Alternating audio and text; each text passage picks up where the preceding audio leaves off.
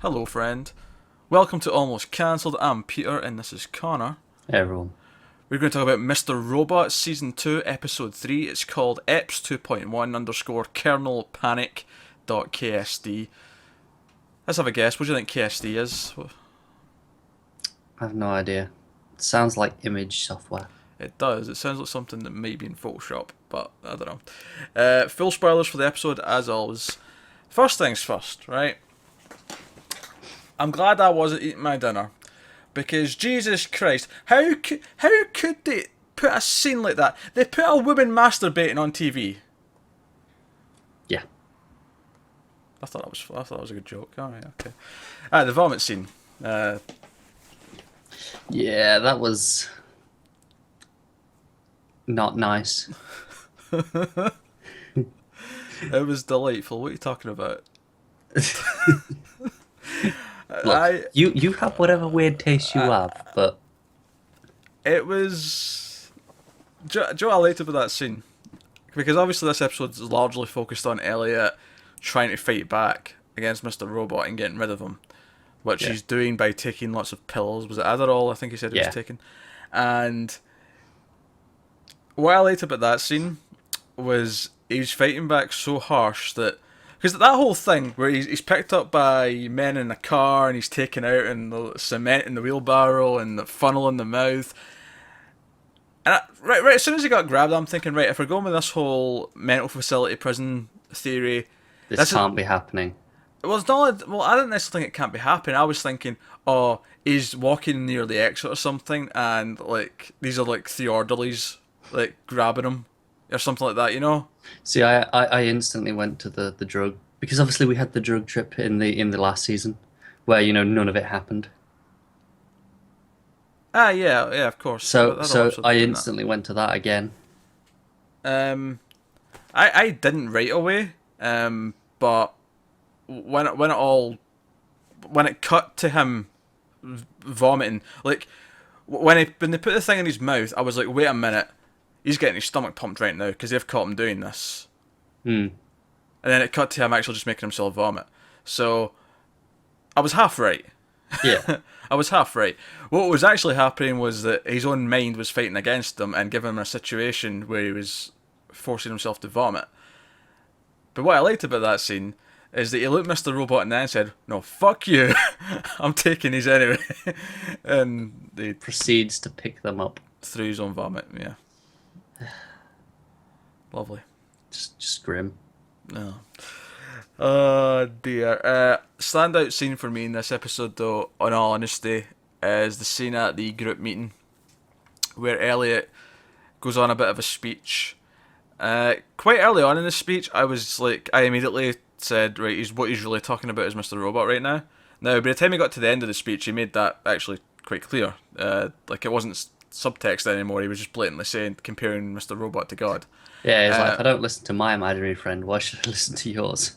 Actually, you got that line wrong. The exact line was, "I don't listen to my imaginary friend. Why the fuck should I listen to yours?" That may be one of my favourite lines of this entire show. Hmm? That line is fantastic. It is pretty damn good. Uh, so that scene was great, and that's him still fighting back, and he's like, obviously he's got a bit of a ticking time bomb because he's only got so much of his drugs to take. But the flip side of this, of course, is Ray, and us learning a bit more about Ray. Suddenly become like the most fascinating character for me. Possibly because we see him at the start of the episode, and he's making breakfast, and he's put on his defibrillator thingamajig. That's what he said it was, right? Was it? No, it's not defibrillator. The defibrillator that's the thing you electrocute That's someone a with. defibrillator, yeah. Yeah, to bring them back to life. What was this that he had? What's his machine thing? It's a dialysis. There you go. Yeah, it doesn't about a D. That's why I went with defibrillator. It's for kidneys, right? Dialysis. Yeah, I'm not familiar enough with it to. Pretty sure it was that because dialysis is where it filters your blood or urine and all that stuff for your kidneys when your kidneys don't work. Fair enough. It's not really important, but um, Well, you say that now. oh yeah, I suppose. But so he puts his machine on and he's sitting there and he's having his dinner and he's having a conversation, and we see that no one's actually sitting there talking to him. He's just doing it to Hmm. himself, and right away the obvious thing that we start going is, wait a minute, is he like Elliot? Is this what it looks like to everyone else when Elliot's having a chat with having a chat with Yeah. Mr. Robot? And I was like, I don't know, like, is that really what's happening? Because I was thinking last week he's one of the guards or orderlies or whatever in this facility, but now if he's talking to someone like this, is he? Like, I is he another know. patient? Like, that's where I'm going. Of course, by the end of the episode, I'm thinking he is still a guard. Uh, Just with issues. well, he's got issues, but the whole thing is when he talks to Elliot, because he obviously looks through Elliot's journal and he brings up, like, he talks to someone Yeah. and he tells him a story about his wife dying and how he, after a couple of, well, was it a week or whatever, but whenever it hit him, and he started going through his routine, but he'd still talk to her in the morning and at breakfast. I don't think he does exactly what Elliot does. I think he is trying to bond with Elliot by bringing that up and relating it to him. But I don't think it's like Mr. Robot where he's actually fully seeing someone and No, hallucinating. no, he's very aware Yeah. that it's just in his mind. Even though Elliot is aware too, it's not like another personality. It's something he has control over. Yeah, yeah, but he's using that to bond with Elliot because he wants Elliot to do this computer work for him. And I told you he was involved in illegal activity, whatever it was he was doing. And No, I uh, didn't dispute that. well, it's bloody confirmed this week though. That is, it is indeed. Yeah, he's the nice cop in the situation with the other gentleman who apparently beat the living shit out of the guy. So, do you think he's after anything in particular? Like, do you have any idea what he's after from the guy? I have no idea. There was a lot of interesting. Actually, see if you go back to the scene where he's at breakfast. Yeah. I felt like there was a lot more information there that I'd be more likely to speculate about because he talks about deliveries and things like that, and to me it seemed like he was smuggling things into the facility. Like, you know how you get this whole thing with corrupt prison guards or You mean like the Adderall? yeah, like the adult exactly. Because where does Leon get that? Yeah, So you know, I think he's involved in that, but obviously he's involved with bigger stuff. Like he's got a boss of some kind. definitely. But obviously, it's the his partner. They make it look like they're getting quite desperate for this information. Yeah, yeah. Well, the guy's talking about like the Bitcoin thing not working properly and it needs to be transferred. So it's making me think like they've got some sort of online operation that's fucking up because whoever did work on it wasn't very Yeah, good. yeah, that could be the case. So it sounds more like that to me. But so that's that stuff, and then obviously Elliot actually goes to meet Ray at the end, Hmm. and we kind of brought some of this stuff up because we're talking about him reading the journal and him bringing the journal out. But again, him actually having the journal that Elliot threw out at that meeting, which, as far as Elliot's led us to believe, is at a different location. But we're obviously thinking it's in the same facility. Yeah, It makes sense that he's still a guard, and that's how he's able to access that and get that out the trash. yeah. It's just there. It's just in another room essentially. Yeah. Because whenever he's walking down a street right now, Elliot, I'm just thinking it's a hallway in the Hallway. building. Yeah. Yeah. So interesting and interesting. So obviously Elliot's now on the path of actually uh, doing something with him. Um, Now I'm curious. Were you hoping or expecting more from the Tyrell stuff they teased at the end of the last episode? I was hoping for more, but I wasn't expecting more Okay, that answers my because, question. I mean, obviously I want more because I want to know, but I've come to expect certain withholding of information from this show. So I expected them to kind of draw it out more. Hmm. Um. Alright, let's shift gears. We've got a whole nother bunch of characters we're following around. The episode actually opens with a flashback to sort of about a year before season one, I think, something in that region, with Romero and a chubby guy with glasses, whose name I can't remember. Nope. Yeah. Uh, with like, so Romero's showing the chubby guy the arcade because he's came into possession of it through a very long and in-depth and violent story about uh, this this guy who wanted his dad to sell the place, but his dad didn't want to, and because of how the like him getting ownership of it worked, he just wanted to kill his dad. But he fucked up, and the kickback on the shotgun was so extreme he went out the window himself. And then Romero ended up as a cellmate to the brother of that guy, because that guy got pinned for the whole thing because the gun was in his name. It was a very long story. It was a very interesting opening. That was the end of like 100-year saga of this Yeah, property. because there was, I can't remember what the first story ended in, but the second story was a woman who like, accidentally stabbed herself with her own pull cue Yeah, through the lots neck. and lots of blood over the years. I noticed a lot of interesting things about these stories. Go on. There was a lot of little thematic ties to things that have already happened in the show. Yeah. The woman who stabbed herself with a pull cue, that made me think of Gideon last episode, getting shot in the neck. Yeah, I noticed that one. Right? The whole thing with killing the dad and it going through a window reminded me of Elliot getting pushed out a window as a kid. Yeah. You know, lots of little There's things something like that. even more interesting for me as an overall theme. They all ended up fucking themselves over. Yes. Like every single one of them, like the brother who does it for his selfish aims, but he ends up going out the window because of his own action. The woman, it's her own pull cue. You know, it's all through their own action that they cause their downfall. Yeah. Interesting. I don't think any of these stories are going to link plot wise to anything. Just thematically, though. Yeah, just thematically, I think it's setting up stuff. And I'll be wondering to see if we get any more flashbacks like this throughout the season to like the setting up of F Society. Yeah, it And was all that really stuff. fascinating. Yeah, it was really interesting. It was just a dialogue scene, but it was a really interesting dialogue scene. Speaking of Romero, though, he's dead. Yeah. He's been shot in the head. We don't know by who.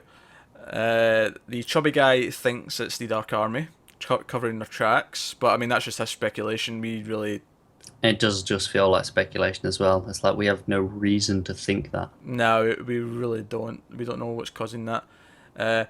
Honestly, my first thought was that Mr. Robot's covering these tracks and has ordered a hit. That's what I thought too, but then it's like, could he do that from inside the facility? Yeah, he's got a phone call. That's true. If he can phone people, he can do that.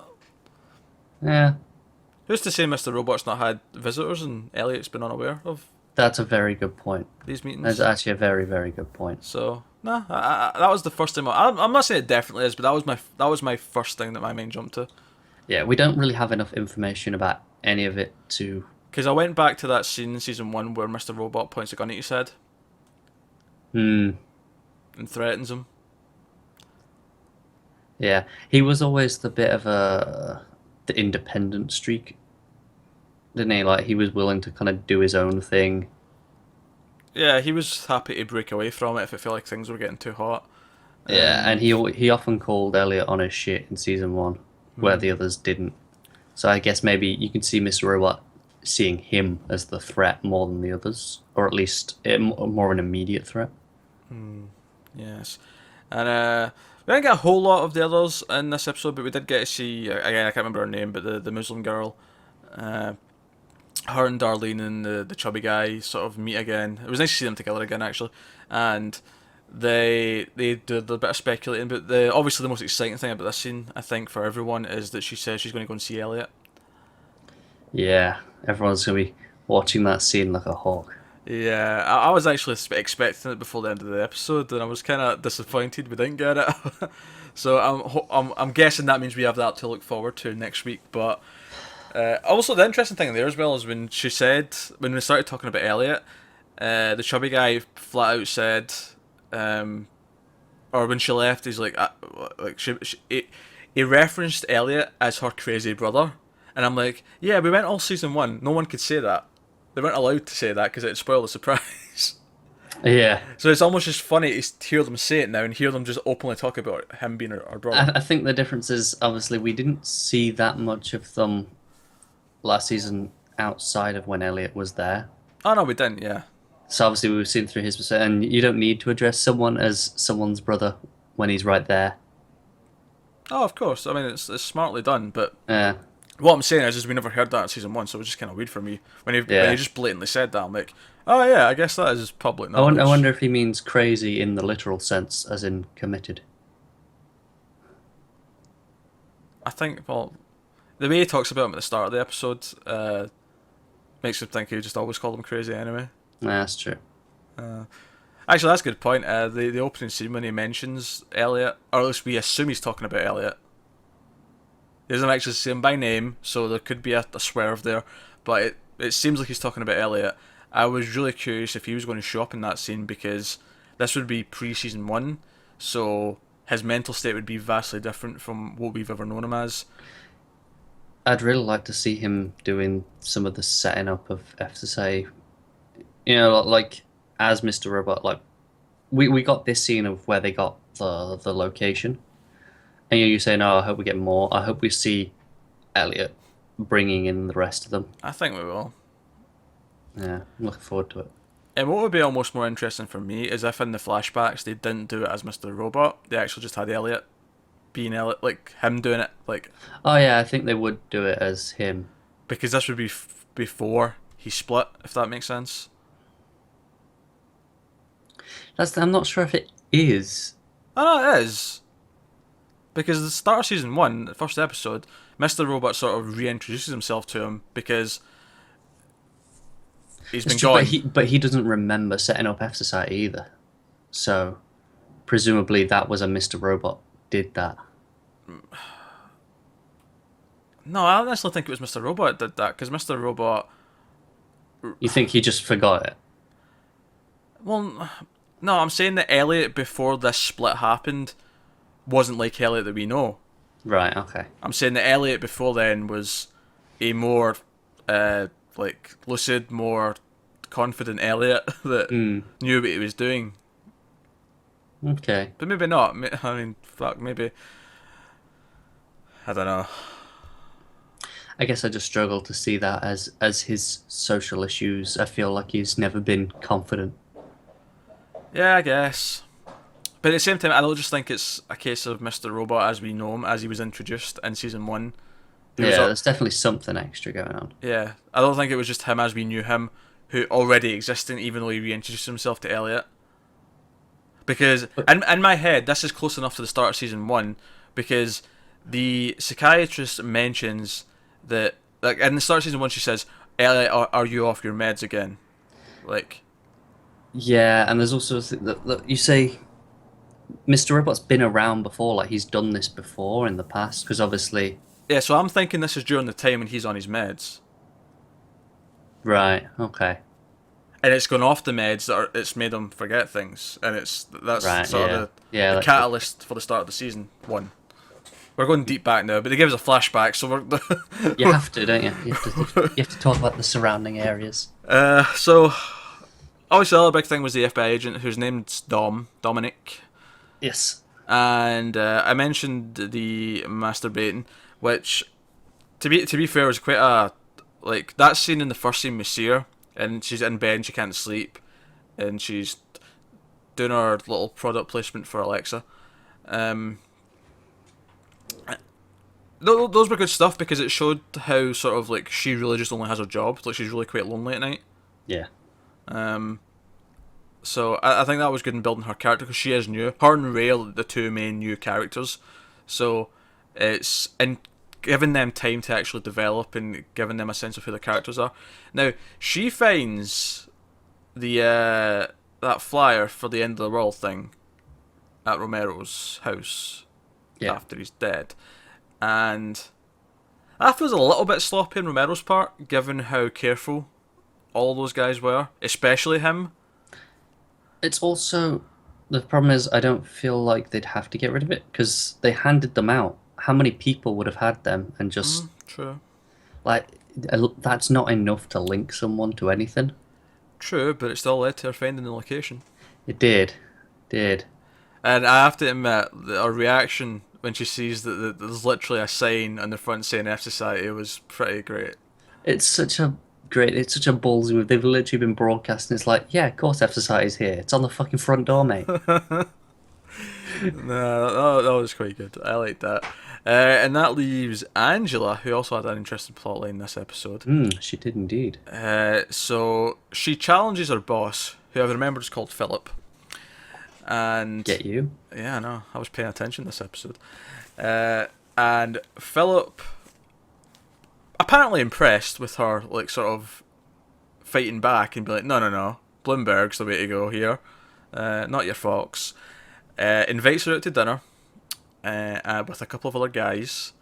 We don't She doesn't seem to. She seems to expect it's like a date or something beforehand.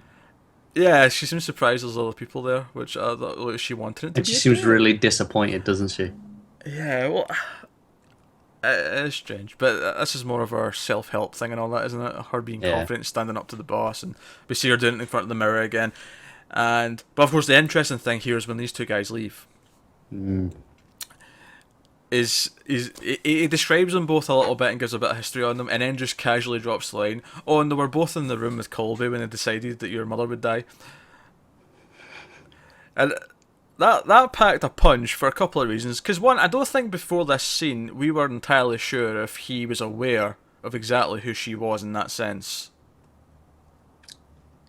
Yeah. I don't remember ever like been a scene with him acknowledging or knowing that she was the daughter of like someone who died in that whole scandal. I don't think so, because everything we saw about that was with Colby, wasn't it? Yeah, it was with Colby. No, don't get me wrong, it's not unfeasible that Colby told him at some point. Like he probably did know the whole time, but He might have just known anyway. It's. yeah, I mean, it wouldn't be hard for anyone to find out in this world. You know, just go, oh, that was your mum. yeah. Okay. So, but him dropping that, and then him being like, "Oh, by the way, here's evidence to put both of them behind bars because they've both been inside trading. You can do this," and this was interesting for two reasons. One, it reminded me a lot of what Tyrell tried to do last season with a couple of people in terms of power plays. You know, the way that he'd like barge out of the bathroom and things like Yeah. that, and just like these sort of things where I know everything. But it's much more subtle, isn't it? Oh, it's subtle until he basically just blows it all out in front of her. Yeah. But even that is subtle compared to Tyrell. Well, Philip's got more experience. Yeah. He's got more of a deft hand at these kind of situations. But what I think's really fascinating about this is that Angela's whole thing, at least at the end of last season, I mean, it feels like this season she's kind of been swallowed up with the belly of the beast almost. But her motivation at the first go round to get into this company and our entire thing last season with the lawyer and all that was to try and bring down the people that made the decision that led to her mother's death. That was a big thing. She went after Colby because of that. And this is Philip handing her that and saying, "Look, here it is. Now And do now your we have to see what she does with it. yeah." Not only do we have to see what she does with it, it's almost like, in terms of it being a power play from him, I think it's like, look, you now have exactly what you wanted that was going to keep your mind off of it now maybe he believes, maybe he admires her and thinks she can do a good job. Yeah, he wants to see if she'll stay committed after she's got what she's wanted. Yeah. So I also think it's really interesting they do it after because there's obviously that whole, like, you know, like traditionally, like, you know, you break bread together, you're allies, you know. You're not supposed to harm each other once you've just sat there and had a meal. But then it's like, ooh, straight after, could stab them all in the back. that won't stop me from harming you. I just want you to know. No, I'm aware of that. I said traditionally, but I don't expect you to play by rules. I think when one people at the table's ginger, you just rules go out the window. That's fair. Yeah. So, right, I think we've hit all the major plot strands of the episode. Yeah, I just want to say, my favourite scene Oh, is Elliot on the drug trip. You know, like when he's just like super happy and sleep deprived. Like Alright, that, okay. that sequence, and he, you know, you see like the five Elliots, like, and walking across the street bit, and he's doing the Beatles cover. I thought that was really amusing. And then it gets to the end of it, and he goes, "Yeah, you didn't buy any of that, did you?" Yeah, that was a nice little bit. Actually, another moment I really liked in terms of talking to us is I believe for the first time Mr. Robot talks to us. Or he doesn't talk to us, but he refers to us. He does. He says, "You're talking to them. Why not me?" No, it's not quite this. Forget talking to them, talk to me or something. You know, it's something along those lines. Yeah, But he's angry that he's talking to us and not him. which is really interesting because yeah, I think it is the first time Mr. Robot's referenced us. Yeah, he's acknowledged us. So, no, fascinating stuff. Uh, I think that's it then. That's episode 3 of Mr. Robot. Not a whole lot more to theorize on. I was, I'm almost half expecting them to drop the "this is a facility" bomb on us when he sees Darlene. They might not, but part of me feels like that would be the time to do it. Hmm. I have a question. You know, in the first Uh, episode, he goes to the psychiatrist and he hides stuff from us. yes, Do we think that's just that it's a facility or something more? probably more. Yeah, I thought so. Yeah, I mean, come on. Seems too easy otherwise, doesn't it? Elliot can't trust us. We can't trust Elliot. Let's be honest. Yeah. So, no, Mr. Robot, still endlessly fascinating. And this episode was an hour long without commercials. This was a long episode, again, and I believe next week's is yet to be determined on the length. So we might have another long episode. I feel like they're just editing it, and then when it's done editing, all right, that'll do for length, and then And then USA just moves everything on its schedule to fit it in.